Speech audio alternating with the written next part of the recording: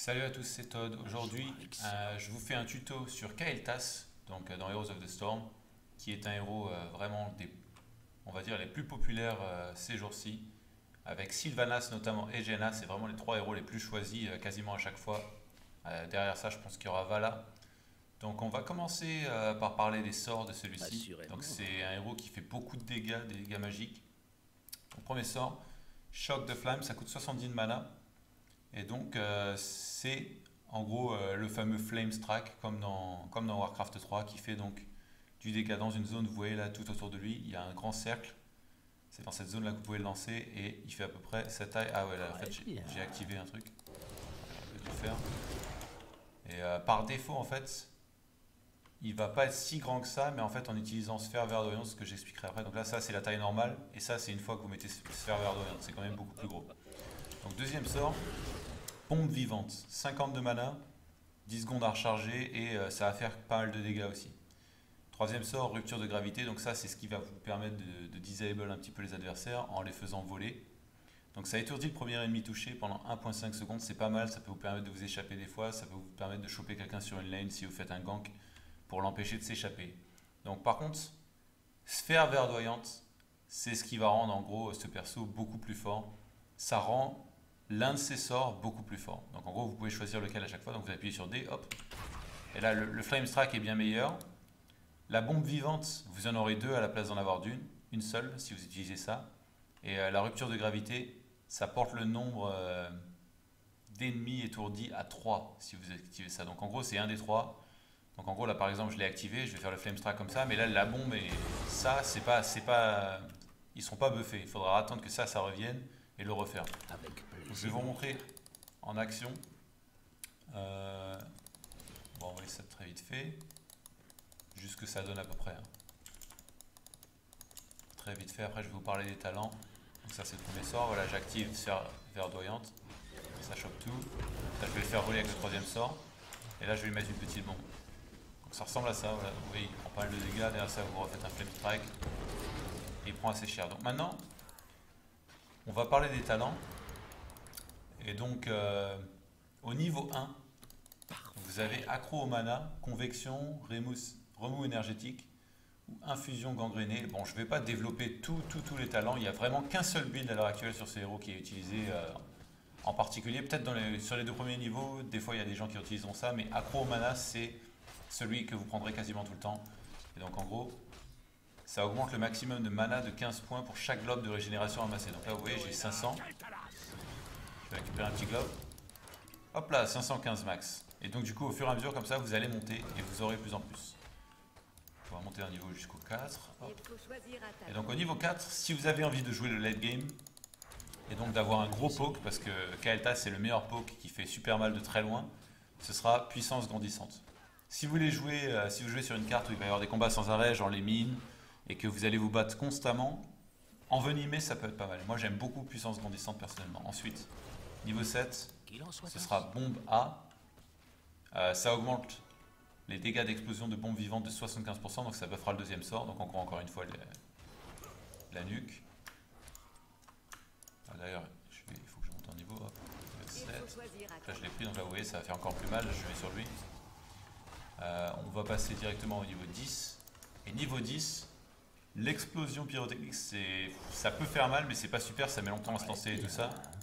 Donc moi je suis un grand fan de Phoenix. Phoenix ça recharge super rapidement en plus, vous vous mettez dans une zone comme ça, vous voyez. Et après il attaque. Ça dure pas très longtemps. Ce qu'il faut savoir c'est que c'est un cooldown de 40 secondes, donc il revient quand même super vite. Bon, il va se calmer la repasse là, voilà, hop. Donc derrière ça, on va monter directement au niveau 13. Et donc niveau 13, des fois ça va être dur de ne pas prendre bouclier anti-sort quand tu auras une Nova et un Zeratul contre vous, vu qu'en plus Kael'thas ça meurt très vite, mais il faut quasiment toujours prendre lance-flamme. Ça augmente la portée de choc de flamme de 50%. Regardez, à l'heure actuelle la portée c'est ça, je peux faire là au max. Maintenant je vais prendre ça. Regardez jusqu'où ça peut aller. Donc en gros, vous allez pouvoir faire un flame strike d'ici. Ce qui est totalement ridicule. Là en plus j'avais même pas fait sphère verdoyante. Je vais vous montrer maintenant avec sphère verdoyante la distance à laquelle je peux faire un flame strike. Je l'active de là en gros. De ultra loin. Donc en gros vous allez rester derrière le reste de l'équipe et envoyer ça. Et vous allez comprendre pourquoi au niveau 16 ce sera encore plus fort. Alors on monte au niveau 16. Donc au niveau 16 vous allez prendre enflammé.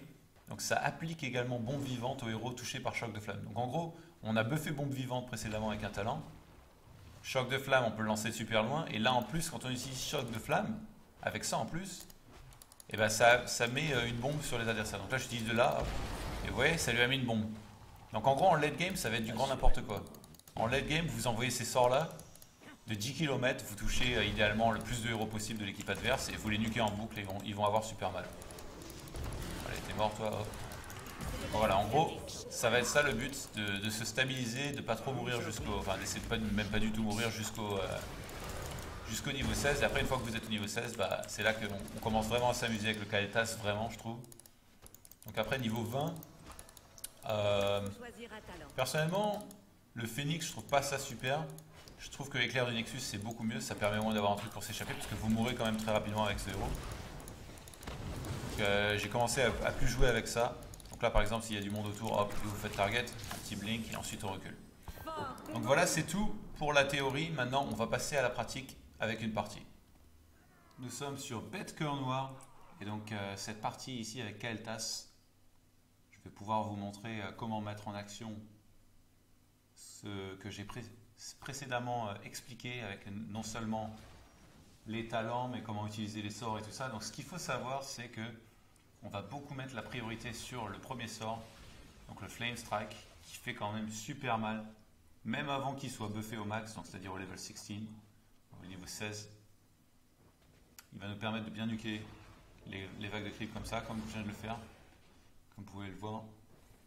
Et donc ce qu'il faut savoir, c'est que Kael'thas, c'est un héros super bien pour rester derrière et faire du dégât, mais par contre, dès qu'il s'agit de se faire ganker et tout ça, il reste quand même super fragile, donc il faut faire très gaffe. Donc là, j'ai très vite vu qu'il n'y avait personne en bas, donc j'en profite, hop. Je vais essayer de récupérer tout ce qu'il y a dans les coffres, lui, je vais le choper. J'ai cette opportunité pour essayer de récupérer le coffre, mais il voulait à tout prix se battre, donc je vais lui mettre des petites bombes dessus, et je vais lui spammer tous mes sorts. Là, j'ai vu que ça servait à rien, il était trop loin, donc j'ai même gardé mon prochain sort. Donc là avec le premier sort, le mana addict, on va essayer de récupérer le plus de globes pour pouvoir avoir plus de mana à long terme avec un gros pool de mana bien développé. Je vais récupérer un petit coup de pluie là pour être sûr qu'il n'y ait pas d'embrouille. Toujours beaucoup regarder la minimap, hein. Là vous voyez, j'en vois 3 en haut sur la minimap, ça veut dire qu'il pourrait y en avoir 2 en bas. Faut faire gaffe, même en 1 contre 1, hein, Jaina peut me faire très mal. Il faut quand même faire gaffe, je vais quand même lui spammer quelques petites bombes, mais sans trop m'enflammer. Bon, vu que là j'ai utilisé mon buff, j'avais 2 bombes, vu que c'est la bombe que j'ai utilisée en premier. J'ai pas réussi à lui passer la deuxième malheureusement.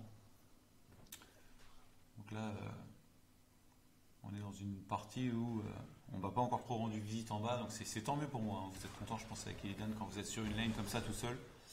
Là c'était aussi assez situationnel, hein. En général il y a des bien meilleurs héros comme ça qui peuvent être en bas, mais cette partie là on avait double tank. Et ils ont choisi d'aller en haut à la place. En plus, on avait un Zeratul. Donc, on avait une compo assez bizarre. Le Nova qui me rate.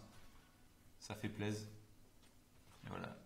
J'ai pris, comme d'habitude, puissance grandissante. Et pour l'instant, il faut vraiment jouer safe. Il ne faut pas être trop agressif. Parce que voilà, sinon vous mourrez très rapidement. Ce qu'il faut savoir, c'est qu'il n'a pas beaucoup de portée dans ses sorts en début de partie comme ça. Mais c'est vraiment qu'à partir du niveau 16 que la fête au Flame Strike débute vraiment et qu'on peut faire super mal de loin constamment. Ah, si je m'étais bien caché là, peut-être que j'aurais pu le tuer lui s'il était passé, mais bon. Je me suis montré un peu trop tôt peut-être. Du coup je pourrais pas l'avoir. Je me doute qu'il est peut-être caché là en dessous. Il va prouver mes doutes. Et donc, tant qu'on reste comme ça sur une lane avec Kael'thas et qu'on envoie des Flame Strike sur les creeps, ça veut dire qu'on est en train de faire le taf dans un premier temps. Bon, après les fights, ce sera différent, vous allez voir plus tard. Donc là, je vais aller défaire un camp. J'aime beaucoup faire les camps, moi perso, je trouve qu'avec Kael'thas, c'est assez facile, hein. On spam juste ces 3 sorts et quand même, ils tombent super vite, ces fameux camps. Donc là, c'est exactement ce qu'on va faire. Essayer d'avoir un bon rythme, créer un petit peu de pression sur la lane et je reviens à temps pour récupérer tous les creeps qu'il y aura ici. Hop, j'envoie un petit Flame Strike. Donc il faut savoir que s'il y a beaucoup de monde dans les barrages, on n'est pas obligé de spammer comme je l'ai fait là au niveau des Flame Strike. Il vaut mieux peut-être les garder pour les combats, mais là je savais qu'il n'y avait qu'une personne sur cette lane et que spammer les Flame Strikes, c'était pas mal du tout. Donc là, je vais réussir à choper pas mal de... Enfin, je vais faire beaucoup de dégâts avec tous mes Flame Strikes. Encore un petit globe. Et je pense que ce talent porte très bien son nom. Le premier talent que vous prenez, en anglais, c'est Mana Addict. Et vous aurez une vraie addiction pour les globes quand vous prenez ça, parce que ça vous buffe sans arrêt le nombre de mana que vous pourrez avoir plus tard dans la game. C'est vraiment pas mal avec un héros comme ça. Ça vous donne une impression en gros d'avoir mana infini, quoi. Vous spammez vos sorts et après une fois que vous les avez plus, vous TP, vous récupérez tout.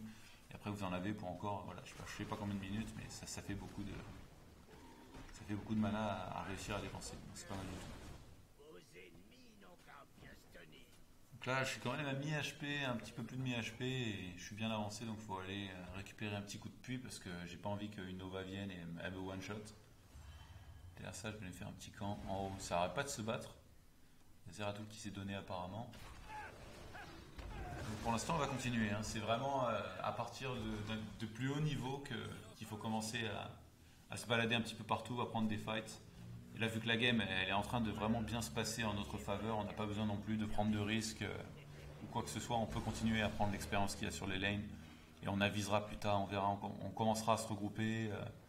Il y a les deuxièmes coffres qui ne devraient pas trop tarder à apparaître, je pense. Donc là, bon, je vais aller payer parce que j'ai quand même 6. 6, c'est beaucoup. À partir de 3 ou... Non, à partir de 4 ou plus, je dirais. Moi, j'aime bien aller payer systématiquement, comme ça je suis sûr de ne pas perdre ces fameuses pièces derrière. Bon, après, il faut être sûr que... Il faut avoir un bon doute qu'il n'y aura pas qui que ce soit pour vous tuer et récupérer ces pièces sur votre corps. Et donc là, c'était un de ces cas. Donc là, ça va être le Phoenix. Hein. C'est quasiment obligatoire. Le Pyroblast, peut-être que s'il y a par exemple un Illidan ou quoi, ça peut se prendre, mais de manière générale, le Phoenix est bien meilleur. Donc là, voilà, je suis allé un petit peu trop loin, j'ai pas regardé la minimap. Donc il me tombe dessus à 2, ça va être une mort certaine, je peux rien y faire. Donc j'essaie de leur faire le plus mal possible avant. Et d'ailleurs, elle a pris très cher. Hein, là. Si Vortix avait été dans le coin, il aurait pu les éclater, mais bon, ils étaient occupés. Hein. La Jaina a pris très cher quand même. Pour moi, j'ai fait ce que j'ai pu avec la situation. Donc c'est ma première mort. Hein. Ils ont quand même beaucoup investi pour pouvoir me tuer. Ils ont envoyé 2 joueurs en bas, ça leur a pris du temps. Et pendant ce temps-là, ils n'avaient pas assez de joueurs en haut. Du coup, ils se sont fait complètement exploser. Donc, non seulement on va en tuer un, mais en plus on va prendre un fort en haut. Et là, je retourne en bas faire mon travail. Alors que les autres sont montés. Ils galèrent beaucoup à passer niveau 10 d'ailleurs cette game, mais là, ils l'ont enfin eu. Après un bon bout de temps. Je pense qu'avec Kael'thas, récupérer l'XP comme ça et s'assurer de passer niveau 16 en mode safe, ce sera quasiment toujours bien. Même si ça se passe super mal sur votre équipe, voire même encore plus si ça se passe mal sur votre équipe. Donc là, je voyais que tout le monde était hors de position. Je me suis dit, je vais aller voler leur camp facile très rapidement. Là, vous allez voir qu'avec le Phoenix, ça va très vite. Donc je spam tous mes sorts, hein, normal. Derrière ça, je refais un petit Flame Strike. Le Flame Strike, c'est le sort le plus fort de très loin de Kael'thas. Donc c'est celui qu'il faut utiliser en premier quand vous faites un camp comme ça il recharge assez vite. J'ai oublié une petite pièce là d'ailleurs. Je vais la récupérer après. J'ai vu que ça n'arrêtait pas de se battre en haut. Donc là, il y a beaucoup de scénarios où il faudrait aller aider l'équipe, vu qu'il ne faut pas laisser se battre tout seul quand on est à plus de niveau 10. Ça peut tout changer. Il pourrait se faire éclater, ça pourrait très mal se passer pour nous, mais là, en fait, j'ai tellement envie de passer niveau 13, puis ensuite niveau 16, que j'ai dédié tout mon temps à essayer de faire le plus de pièces possible avant d'aller payer, là, pour peut-être faire un autre petit paiement. Là, vous voyez, j'ai récupéré les 6, donc ça fera 12 total. Et j'y retourne, pendant ce temps-là, ça continue à push en bas. Et donc vous allez voir, à partir du niveau 16, c'est vraiment là que ça commence à être violent. C'est un peu comme Stitches. Quand j'avais fait ma vidéo sur Balafré, j'avais expliqué que c'est vraiment à partir du niveau 16 aussi. Et c'est souvent comme ça sur les héros, vu que le niveau 16, c'est vraiment comme c'est le dernier talent, c'est toujours un talent ultra fort. Donc ouais, c'était pareil un petit peu sur Balafré, mais bon, c'est vrai que maintenant il est plus beaucoup joué parce qu'il n'est pas aussi bon que les autres tanks qu'il y a dans le jeu. En ce moment, le meilleur tank, c'est Anubarak, je pense. On voit beaucoup de Anubarak quasiment dans toutes les parties, c'est pris en premier tank à chaque fois. Donc là, lance-flamme, hop, ça va rallonger la distance à laquelle je peux cast mon Flame Strike. Ce qui donc va vraiment bien combo avec mon talent au niveau 16. Qui fera en sorte que Flamestrike ça applique bon sur les adversaires. Je sais pas trop ce qu'ils ont fait là cette game, il y avait le Zeratul qui arrêtait pas de mourir. Ils se sont beaucoup battus. On avait une compo ultra bizarre. Donc après c'est vrai que je joue avec Lucifron et Vortex qui font partie de Team Liquid, très possiblement la meilleure team européenne voire du monde. Donc ça aide, on peut un petit peu freestyler et gagner à chaque fois. Donc faut pas trop pousser non plus. Et donc là on se regroupe. Donc là c'est un petit peu dangereux ce que je fais. Je passe largement devant. Je vais face check en plus. C'est quand même assez risqué là ce que je viens de faire. Je vois qu'il y a la Nova sur nous. Hop. Je commence à spammer les sorts. Il faut bien rester derrière. Là vous voyez moi je suis même si j'arrête pas de vous l'expliquer, vous voyez que même moi je respecte pas super bien cette règle et très souvent je me retrouve un petit peu au milieu du combat plutôt que de rester vraiment loin derrière. Donc bon lui, ça va pas faire grand chose. Il commence à vraiment faire super mal là. Et donc ce combat c'est pas très bien passé pour eux quand même. Il faut l'avouer. Et la Nova en plus sur moi. Ah là du coup, je sais pas comment j'ai survécu. J'étais sûr que j'allais mourir. Du coup, au final, on récupère beaucoup de pièces. Donc j'ai fait mes dégâts, là, j'ai spammé mes sorts, j'ai réussi à rester en vie. Merci au support qui m'a aidé avec un clutch heal à la dernière seconde. Là, souvenez-vous, par contre, la Nova a survécu. Hein. Elle pourrait être sur moi, là, en train de me chasser. Donc il faut toujours essayer de garder à l'œil les héros invisibles quand il y en a dans les games. Parce qu'ils savent tous que Kael'thas, c'est le héros qui meurt super vite. Et en général, ils vous chasseront en priorité. C'est pour ça qu'il faut leur prêter de l'attention en plus à eux. Bon, Jaina, je sais pas, elle est perdue on dirait, donc on va la punir. Hop.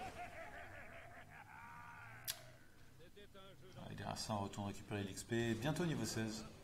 La fête va bientôt, la vraie partie va bientôt commencer pour ce fameux Kael'thas. Et les globes, je suis à 955 en pool de mana max. Autant dire que si jamais j'ai plus de mana, je téléporte, je récupère de la mana et j'en ai pour 10 minutes à tout dépenser. C'est quasiment impossible. Et donc voilà, là, on est passé niveau 16 et là c'est là vraiment que ça va commencer à partir en sucette avec Kael'thas. Vous allez voir, les dégâts à distance, c'est du grand n'importe quoi. J'espère que j'ai pas trop fait du mauvais taf pour rester assez éloigné. Pas trop foncer dans le fight, donc là vous voyez, hop, j'utilise mon buff. Ah, je me suis bien rapproché pour mettre le phoenix. Ah, j'ai un peu foncé dans le tas, hein. Même là mon positionnement était quand même assez sale, j'avoue. Mais bon, j'avais vraiment envie de balancer mon phoenix dans le tas. D'ailleurs j'ai failli mourir. J'ai pris très cher. Au final, je m'échappe. Je me retourne, hop. Bon, on leur fait trop mal, hein. On était trop loin devant au niveau, on avait un talent en plus. Vous voyez, là même pour Chase, je peux envoyer en Flamestrike de tellement loin. Hop, je l'envoie. Au final, je touche pas de héros parce que je suis naze. On avait du mal à les chasser quand même. On n'avait pas beaucoup de lockdown. Je suppose, ouais, ils avaient plus de mana tous. Là, vous voyez, hop, une petite bombe.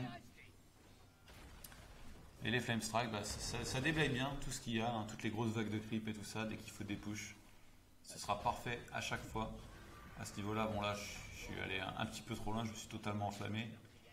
Et ils m'ont complètement puni pour ça. Donc ce sera ma deuxième mort. Mais vous voyez, en dégâts, premier en dégâts de siège et premier en dégâts héroïques, je fais quand même le taf. Alors sachant que je ne me suis pas beaucoup fight, comparé... je suis resté en bas tout seul pendant plus de 5 minutes total. Et là, juste récemment, je viens de commencer à monter avec eux pour essayer de me battre et les aider.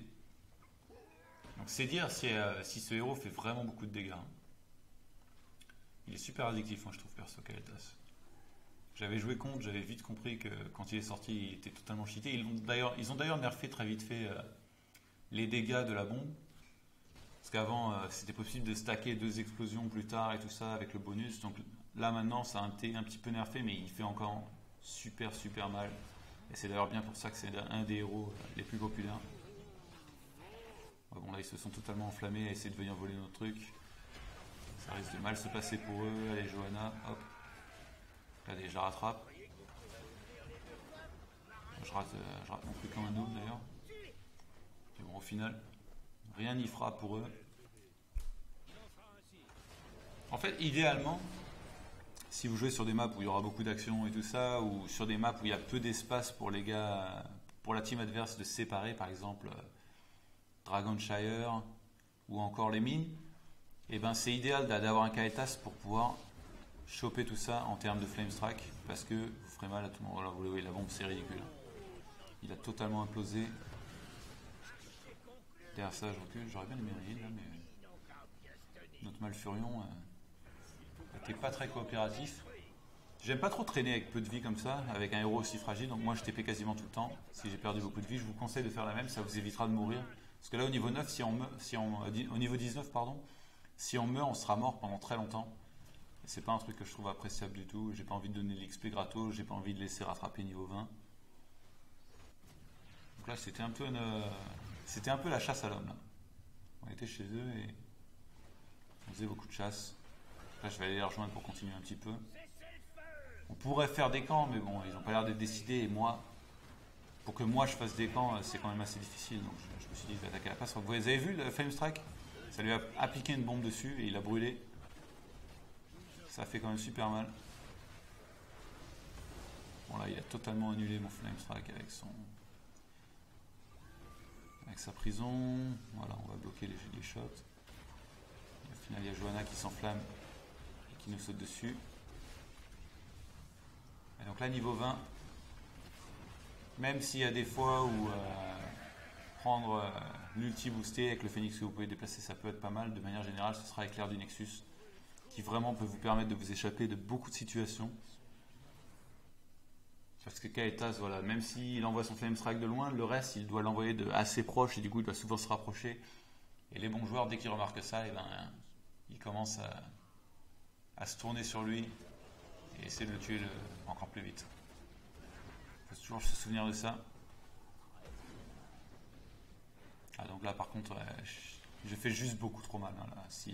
S'ils n'arrivent pas à me tomber dessus, à me tuer et que je reste derrière pendant longtemps à envoyer tous mes sorts, ce qu'on appelle vraiment poke dans le jeu, et ben c'est super tendu pour eux de gagner une fight sur le long terme. Il faut vraiment qu'ils défoncent limite les tanks qu'il y a devant, mais bon là on a tellement de temps que ce sera quasiment impossible. Donc là on est vraiment bien dans la game. Bien évidemment. Il voulait payer à tout prix, donc on va faire ça. On avait déjà payé pas mal de pièces. Ah non, il vient juste de le faire. Donc là, bon, là, il faut faire gaffe que les adversaires ne fassent pas le boss. Le truc, voilà, c'est qu'avec Kael'thas, je peux pas vraiment rentrer là, aller prendre la vision parce que s'ils sont dessus, ils vont me tuer instantanément dès que je vais rentrer dans le buisson. Donc il faut toujours rester derrière. Vous voyez, en termes de positionnement, le positionnement, pardon, le positionnement est ultra important. Donc là, vous voyez, je vais même rester là super loin, juste faire en flame strike de là. J'envoie un petit phoenix. Il y a Johanna qui me retombe dessus. Et il y a cet élémentaire d'eau qui m'aura bien fait chier quand même cette game à chaque fois. Heureusement il l'a pas ciblé. J'étais en train de prendre assez cher. Donc je vais me casser avec le blink. Là, vous voyez sans le blink je serais mort.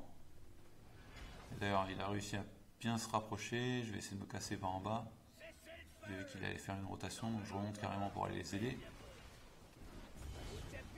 Hop là. Du coup au final on est tombé et en plus là j'ai ma team autour de moi, donc il n'y a plus trop de risques contre la Johanna. Donc vous avez vu, la Johanna, c'est un des seuls héros de l'équipe adverse qui a bien compris à quel point j'étais fragile. Et du coup, à chaque occasion, qui c'est qu'il a essayé de buter? C'était moi. Et c'était intelligent, il a même failli buter tout seul. Imaginez-vous s'il y avait le reste de son équipe qui avait compris la même chose. Donc c'est pour ça que bien se placer avec Kael'thas, c'est vraiment vraiment chaud. Parce que les bons joueurs, ils comprennent vraiment comment attaquer contre un Kael'thas et l'importance de le tuer plutôt que de l'ignorer, parce que si vous ne le tuez pas, il fera tout simplement trop mal. Et donc vous, à l'inverse, votre but c'est d'essayer de rester le plus loin possible pour pouvoir spammer ces fameux sorts. Ils étaient en mode fighter chez eux, ça faisait que ça se batte non-stop. D'ailleurs ils ont fait pas mal de kills.